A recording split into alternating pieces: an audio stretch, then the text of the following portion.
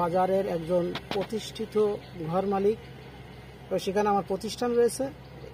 সেই লক্ষ্যে বারোড়িয়া বাজার সম্পর্কে আমার সর্বসাধারণের উদ্দেশ্যে, ব্যবসায়ীগণ সহ সকলের উদ্দেশ্যে চাই আমি এখানে একটা সুষ্ঠু নিরপেক্ষ তদন্ত সাপেক্ষ বারোড়িয়া বাজার কমিটি হোক। বিগত সময় যে কমিটি হয়ে গেছে, এই কমিটিটা কুক্ষিগত প্রশাসনমূলক, যেটা ফ্যাসিস্টবাদী কমিটি হয়ে গেছে। আরও একটা যে কমিটি হয়েছে সেটাও বিতর্কিত কমিটি।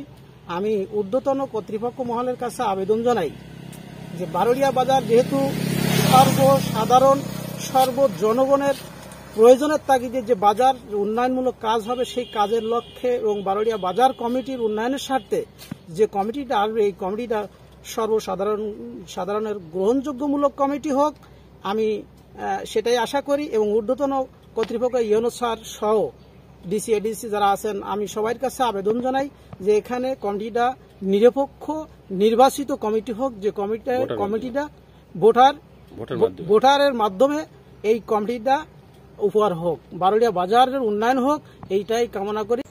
আমি বারোড়িয়া বাজারের একজন ক্ষুদ্র মুদি ব্যবসায়ী, বারোড়িয়া বটিয়াঘাটা, খুলনা।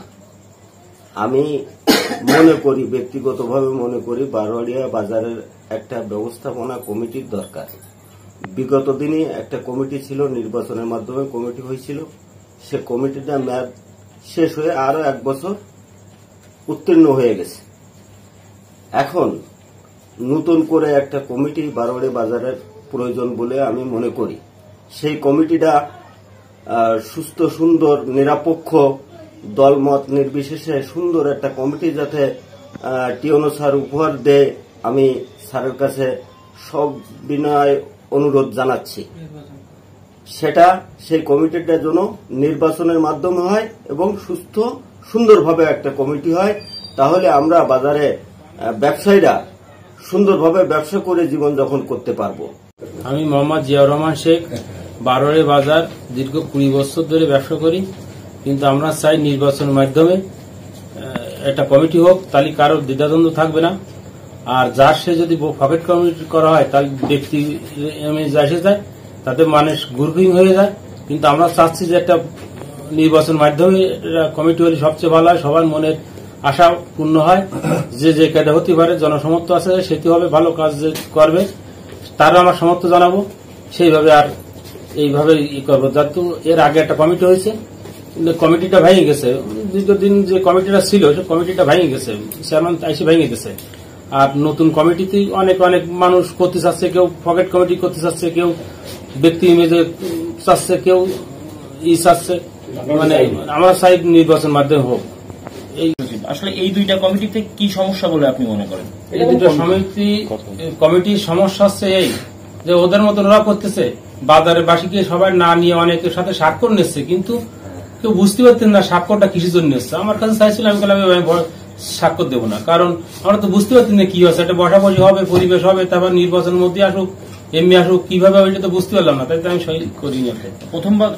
প্রথমটা সবাই সমস্ত ঘোষকভাবে কমিটি হয়েছিল, কিন্তু শকত বাইঠাইরা যারা পুনরায় আরেকটা কমিটি করেছে, কমিটিতে তারা বলেছে কি যে আমরা ওর এগেনস্টে একটা কমিটি করবো। আমার বাজারবাসীরা সবাই চাই যে বাজারের লোক থাকবে, বাইরের লোক থাকবে কেন, এখন ভালো কথা। কিন্তু সেটা তো আমাকে আলোচনা থাকতে হবে, বাজারবাসী সবাই একটা আবার হইতে ওই একটা করতে হবে। তোমরা এই কাজটা করো, তো ওই দিনকে কেন বলো না আমার বাজারের লোক, আমার বাজারের কমিটির ভিতরে থাকবো। কিন্তু তোমরা সেদিনকে বললে না, আজকে নীরবে সহ্য করে আজকে আবার নতুন করে ইয়েতে যাও। আমাকে সই তো একবার সস্তা সই, চার সাথে দিয়ে দিচ্ছি, এই জন্য আমি এতে সই দিতে পারবো না। বারোড়িয়া একজন ব্যবসায়ী, কিন্তু আমি চাই যে এই যে কমিটি আছে, এই কমিটিটি ইলেকশনের মাধ্যমে যাতে কমিটিটি হয়, মানুষ সবাই স্বচ্ছতাভাবে, যারা সভাপতি, সেক্রেটারি, সমস্ত যেভাবে দাঁড়াই হতে পারে।